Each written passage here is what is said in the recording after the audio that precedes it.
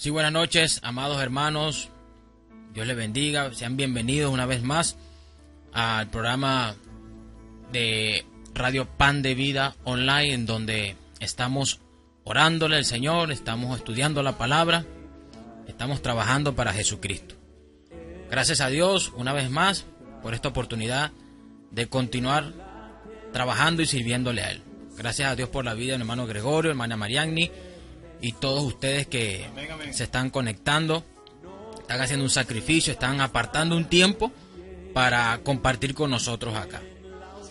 Como saben, estamos estudiando desde la semana pasada el tema de la continuidad del ministerio profético, si está vigente o no está vigente.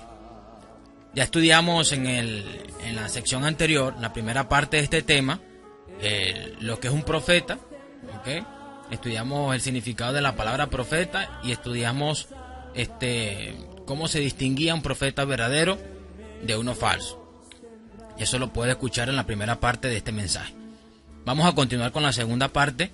Por eso, una vez más le pido que tenga su Biblia en mano, papel y lápiz para que tome apuntes, porque estaremos dando diferentes y bastantes argumentos bíblicos. Entonces es necesario que usted lo anote para que verifique que lo que estamos hablando acá es bíblico. Entonces, de todas maneras, cualquier cosa, este mensaje va a quedar grabado y usted lo puede escuchar nuevamente con calma. Cualquier cosa que no haya escuchado ahora. Entonces les invito a que continuemos este mensaje. Vamos a responder la cuarta pregunta. Yo le dije la semana pasada, quedamos en el programa anterior, que en la pregunta era: si el canon está completo, ¿qué función tiene un profeta? Pero antes de responder a esa pregunta, vamos a responder otra, que sería la cuarta. Esa la dejamos de quinta. La cuarta pregunta sería: ¿hubo profetas después de Cristo? ¿Hubo profetas después de Cristo? Realmente sí los hubo. Recordemos que hubo profetas antes de Cristo, los cuales vemos en el Antiguo Testamento, ¿sí? Durante la época de Jesucristo, o sea, mientras Cristo estaba vivo, el profeta por el cual Dios hablaba era el mismo Jesucristo.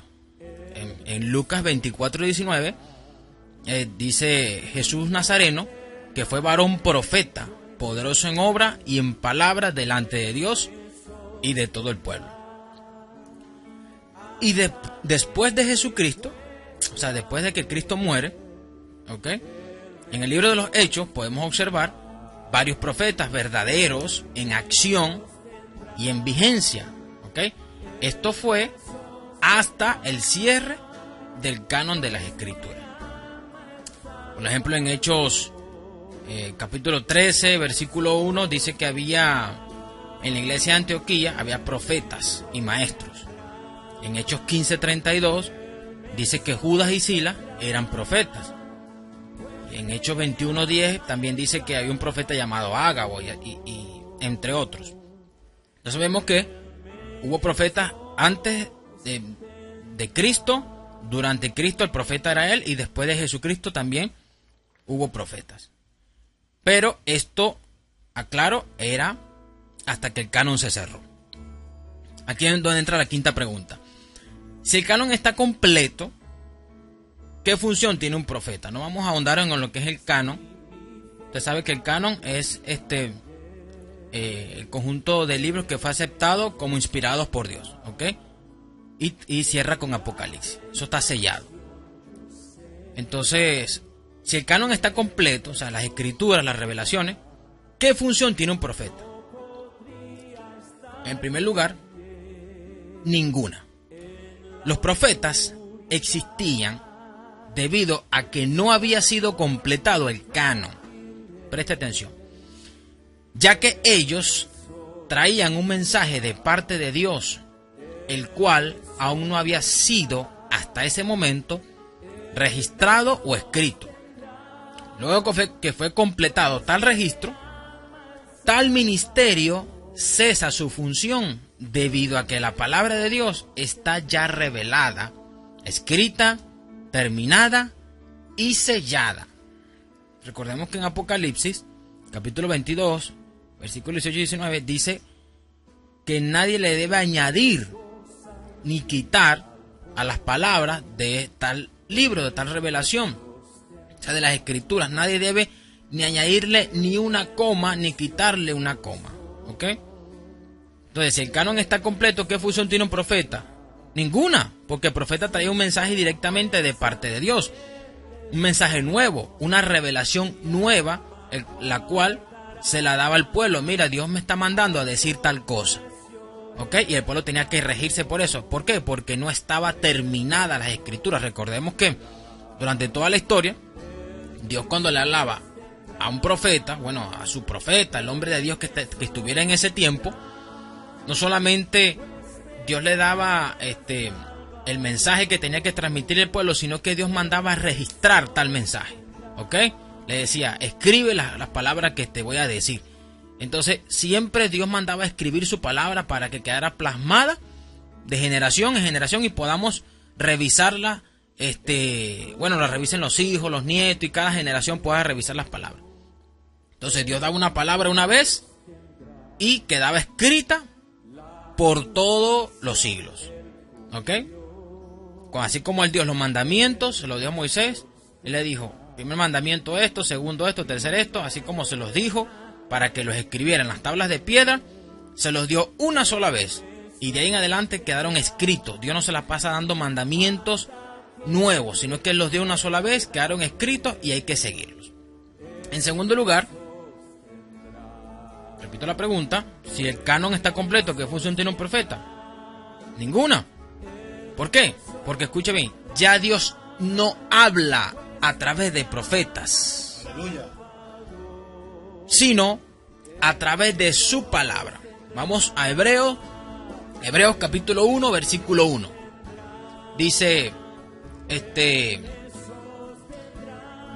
Hebreos 1:1 dice, Dios habiendo hablado, escúcheme bien, amado hermano, muchas veces y de muchas maneras, en otro tiempo, a los padres por los profetas, en estos postreros días nos ha hablado por el Hijo, a quien constituyó heredero de todo y por quien asimismo hizo el universo.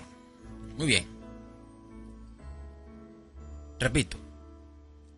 Dice el texto que Dios ha hablado muchas veces y de muchas maneras en otros tiempos. Recordemos que Dios habló a través de una zarza, le habló a Moisés.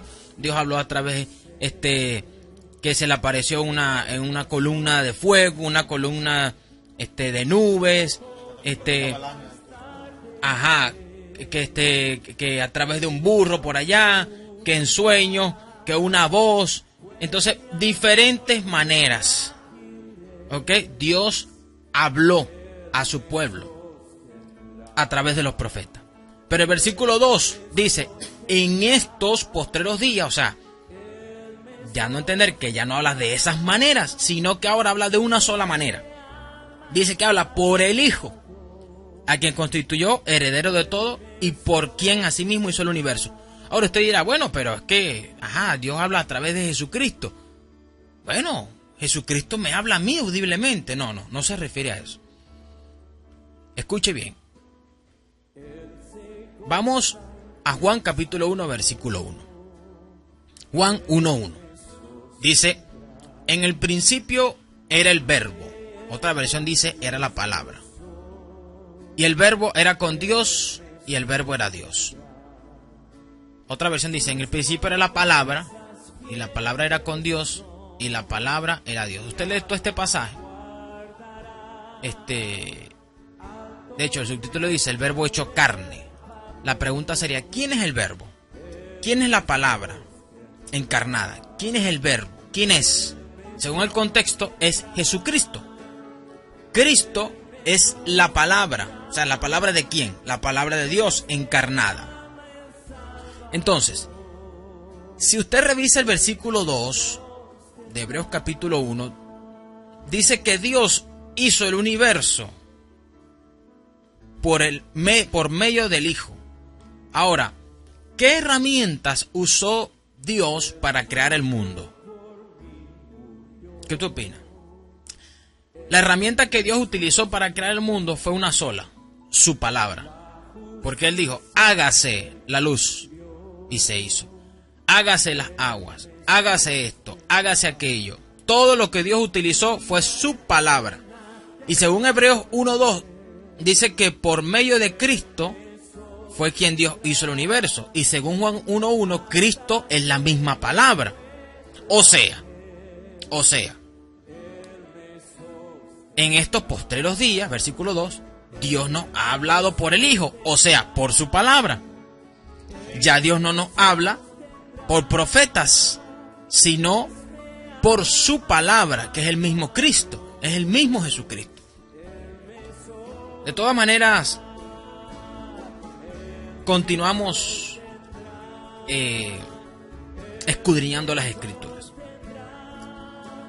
Otra pregunta, número 6.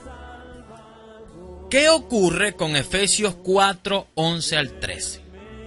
Esto es un versículo base para los que defienden, los defensores del apostolado y del ministerio profético moderno. Siempre apuntan a este pasaje para defender su posición. Entonces es importante que examinemos, porque cualquiera puede decir, bueno, pero hermano, pero en Efesios 4:11 al 13 está claro demostrado que Dios, que el ministerio profético, el ministerio apostólico están en vigencia. Claro, hoy no estamos hablando del ministerio apostólico, pero va incluido acá. Después de escribir la ascensión de Cristo, Pablo, él escribió en Efesios 4:11 al 13 lo siguiente. Dice, y él mismo constituyó a unos apóstoles, a otros profetas, a otros evangelistas, a otros pastores y maestros, a fin de perfeccionar a los santos para la obra del ministerio, para la edificación del cuerpo de Cristo, hasta que todos lleguemos a la unidad de la fe y del conocimiento del Hijo de Dios, a un varón perfecto, a la medida de la estatura de la plenitud de Cristo.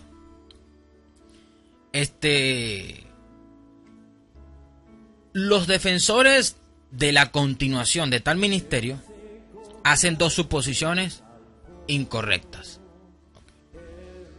acerca de este pasaje. Fíjese. En primer lugar sostienen la gente que defiende la continuidad de los 5 ministerios, específicamente el apostolado y el ministerio profético, sostienen en primer lugar que los 5 oficios mencionados en el versículo 11 deben continuar hasta la segunda venida de Cristo. Ok, la pregunta que surge aquí es la siguiente.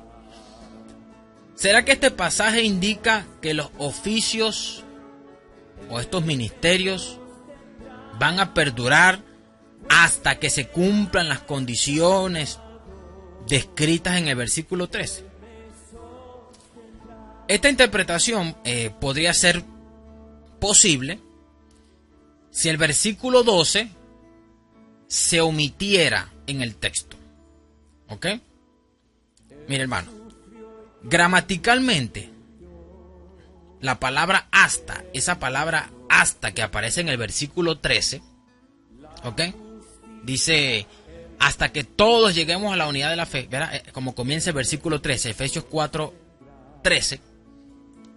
Esa palabra hasta apunta hacia atrás, al participio más cercano, el cual está en el versículo 12. Y el participio más cercano es edificación. Y no apunta al verbo más lejano o más distante, en este caso, que está en el versículo 11, que es constituyó. O sea, usted dirá, bueno, pero es que el versículo 13, el versículo 13 dice, hasta que todos lleguemos. Entonces cualquiera puede decir, bueno, él mismo constituyó apóstoles y profetas, evangelistas, hasta que todos lleguemos a la unidad de la fe. O sea, como que eso continúa hasta que todo el cuerpo de Cristo lleguemos a una perfección. Y si esto se traduce, como a la segunda venida de Cristo, o sea, cuando estemos en la gloria, cuando el rapto, lo que sea. Pero vamos a entender el texto. Yo repito, eso fuera así si el versículo 12 no existiera. ¿Ok? Porque si usted lee el versículo 11, dice que constituyó apóstoles, profetas, evangelistas, pastores y maestros, y omite el 12 y lee el 13, hasta que todos lleguemos a la unidad de la fe, ahí se entiende que estos 5 ministerios van a ser hasta que todos lleguemos a la unidad de la fe. Pero el problema está que está el versículo 12. Y el versículo 12 dice, a fin de perfeccionar a los santos. Para eso Cristo constituyó los 5 ministerios. Para perfeccionar a los santos para la obra del ministerio. Entonces viene, para la edificación del cuerpo de Cristo. Entonces hasta se aplica a la edificación, no a la constitución de los 5 ministerios. No sé si usted me está siguiendo. Por lo tanto, el punto de Pablo es que Cristo designó los oficios indicados en el versículo 11 a fin de que los santos puedan ser equipados. ¿Quiénes son los santos? Nosotros, la iglesia, los creyentes. Puedan ser equipados para la edificación del cuerpo de Cristo. Nosotros nos edificamos mutuamente. ¿Ok? Entonces, es la edificación, repito, del cuerpo de Cristo por parte de los santos, pues lo que continúa hasta, la palabra hasta, que las condiciones en el versículo 13 se hayan completado. Nada en el texto indica que los apóstoles y profetas estarán presentes durante toda la era de la iglesia, sino que el trabajo que comenzaron, el trabajo que comenzaron, que es equipar a los santos para la edificación del cuerpo de Cristo, continuará. Lo que continúa es el trabajo que ellos dejaron. No es que continúan los ministerios, es el trabajo, es la edificación lo que continúa. ¿Ok? Esta conclusión se ve reforzada gramaticalmente o contextualmente en Efesios 2:20. ¿Ok? Ya que Pablo había explicado antes que los apóstoles y profetas se limitaron a la edad de la fundación de la iglesia. ¿Ok? Entonces, dice Efesios 2:20. Edificados sobre el fundamento de los apóstoles y profetas. Más nada, no nombra ni evangelistas, ni pastores, ni maestros. Dice, edificaos sobre el fundamento de los apóstoles y profetas, siendo la piedra principal, siendo la principal piedra del ángulo Jesucristo mismo. O sea, Cristo es la piedra angular, es la piedra que está debajo del cimiento. Entonces, sobre ella se echa el fundamento, el piso, las bases, que representan los apóstoles y profetas. Y de ahí en adelante se continúa edificando la obra. Se continúa trabajando en el edificio, en la casa. A una casa usted le hace el piso, las bases, las fundaciones. ¿Cuántas veces usted se la hace? Una sola vez. Eso se hace una sola vez, se echan los cimientos, el fundamento, y de ahí en adelante se continúa construyendo. Se colocan los bloques, el cemento, los ladrillos, todo se sigue edificando hacia arriba. Y planta por planta, el techo, lo otro, las puertas, pero ya el fundamento fue uno solo. Entonces Pablo dice, edificaos sobre el fundamento de los apóstoles y profetas. Fue un solo fundamento y ya fue establecido. Ya lo demás es construcción de esa obra. ¿Ok? Entonces, en primer lugar, ya dijimos que esos 5 ministerios no continúan, sino lo que continúa es la obra. Entonces, específicamente, Pablo aclara que los que no continúan, los ministerios que no continúan fueron los apóstoles y profetas porque fueron el fundamento. ¿Ok? Y en segundo lugar, la gente que defiende esto afirman que, lo que dice el versículo 13, afirman que la unidad, el conocimiento y la perfección que se describe en el versículo 13 se refiere a la segunda venida de Cristo. Vamos a ver Efesios 4:13. Vamos a ver lo que dice. Dice de la siguiente manera: hasta que todos lleguemos a la unidad de la fe y del conocimiento del Hijo de Dios, a un varón perfecto, a la medida de la estatura de la plenitud de Cristo. Muchos dijeran, bueno, esto es cuando Cristo venga.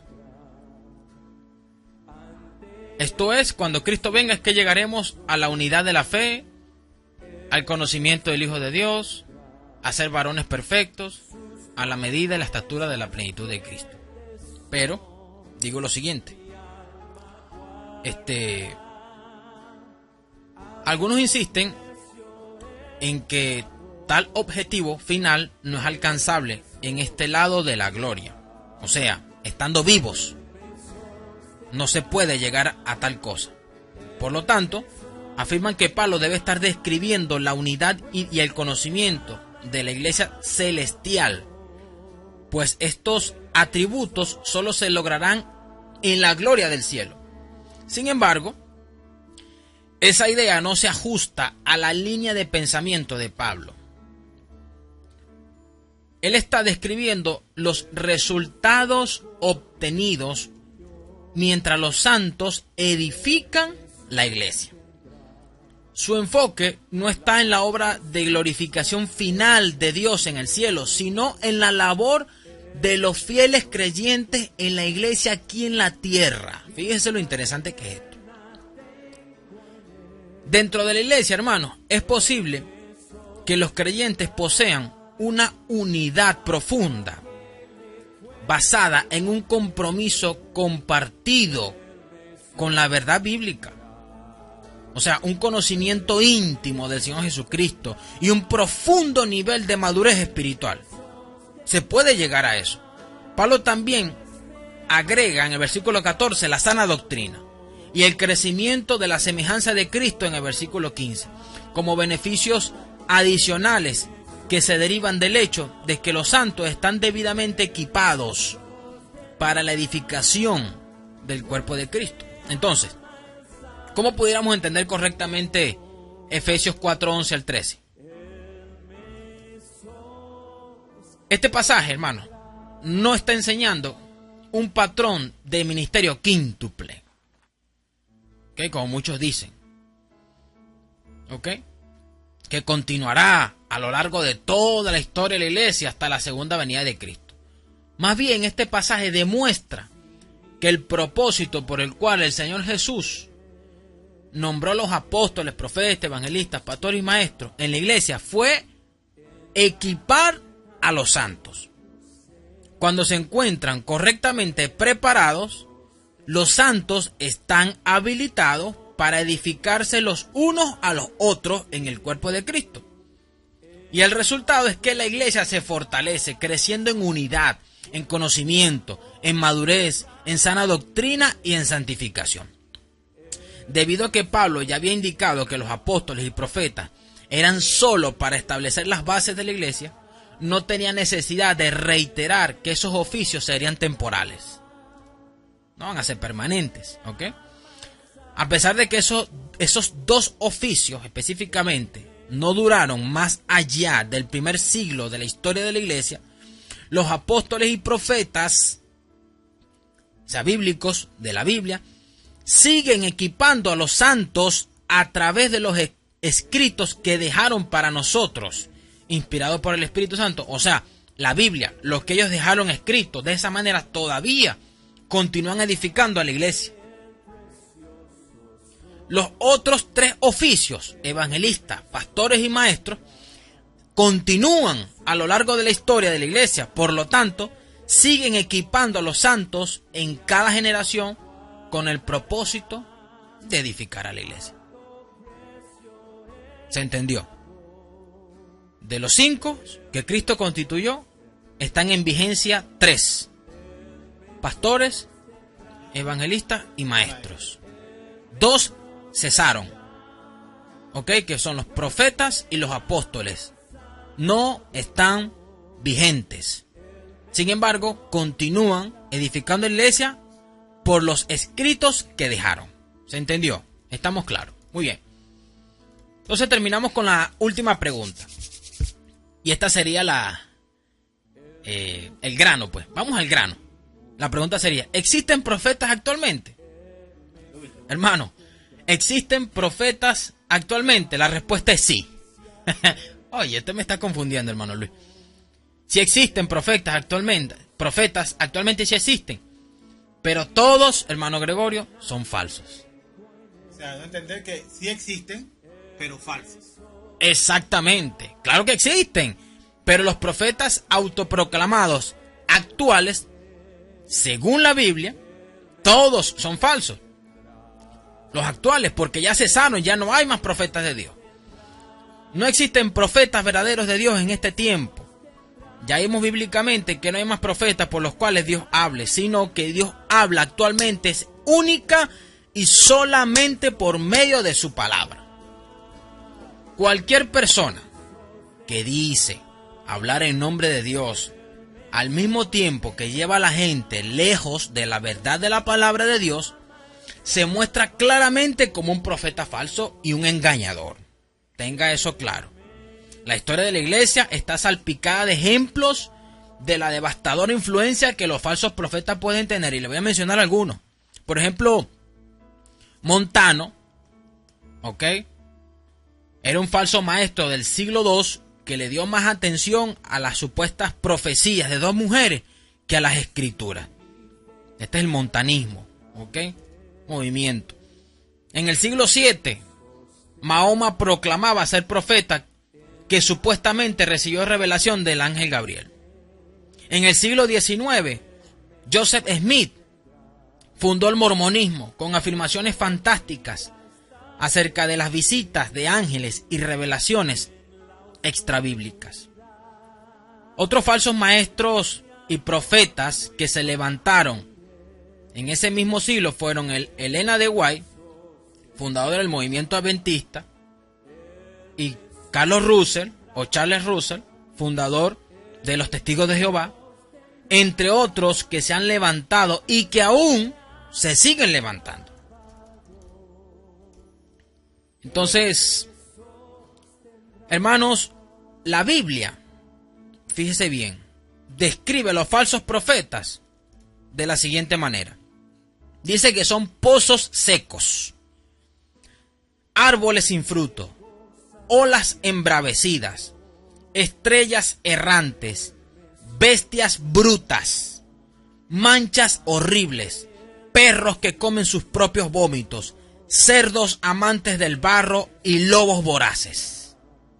Lea 2 de Pedro, capítulo 2, y lea Judas. El Nuevo Testamento se reserva sus palabras más duras de condena para aquellos que falsamente pretenden comunicar una revelación de parte de Dios. Y lo que la Biblia condena, hermanos, lo que la Biblia condena, nosotros también lo debemos condenar, hermano Gregorio. Y hacerlo con el mismo vigor y fuerza.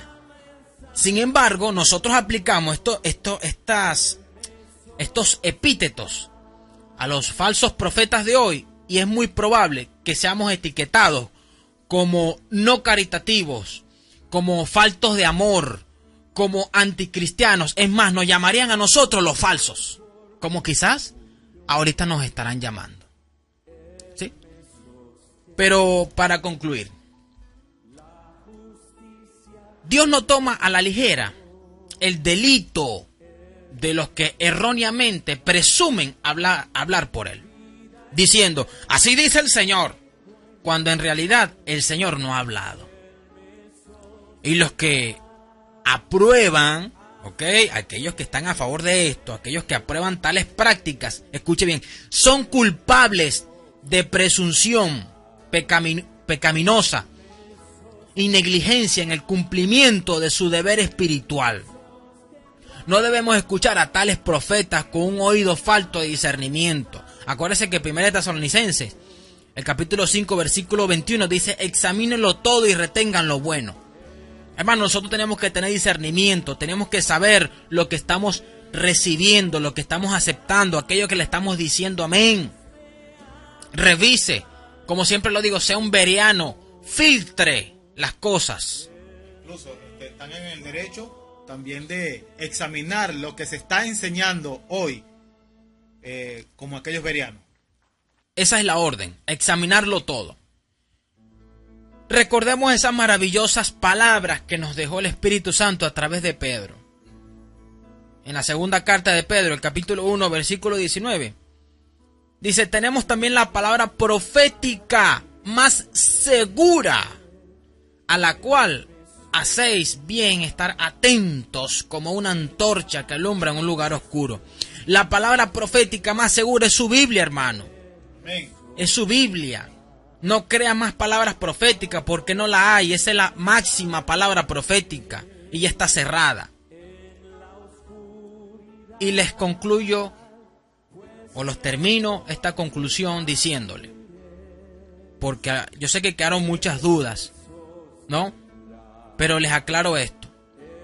Yo sé que el Nuevo Testamento habla del don profético, ¿sí? Pero esto tiene que ver con declaración, hermano, no con revelación. El que profetiza en el Nuevo Testamento, según 1 Corintios 14:3, dice que habla a los hombres para edificación, exhortación y consolación. Entonces, nosotros, o sea, lo que nos toca predicar, o sea, yo soy un predicador. Yo no soy una fuente de revelación continua. Yo no tengo nada nuevo que revelar. Yo simplemente transmito lo que ya está escrito, ¿sí? Mi tarea es de proclamar, no predecir. Yo no tengo nada que predecir. Quien predice es la Biblia. Ya todo está predicho. Es decir, yo no soy un conducto de nuevas revelaciones. Yo proclamo la verdad ya revelada, escrita, y esta es la palabra de Dios. Entonces, ¿tela que cortar? Sí hay. ¿Dudas? Las hay. Pero revise el video de nuevo, anote, estudie, hermano, y no se deje engañar. Estamos acá para edificarnos, para aprender. Por ello le doy gracias a Dios por este mensaje. Espero que sea de bendición a sus vidas. Cualquier pregunta, estamos a la orden. Me mandamos un abrazo de aquí desde Venezuela. Bendiciones y la gracia y paz de nuestro Señor Jesucristo esté con todos ustedes. Muchas gracias por su atención. No, y que recuerden también que el mensaje está en dos partes. O sea, ya la primera parte se dio y esta es la segunda parte. Para los que hoy están escuchando nuevo, pues.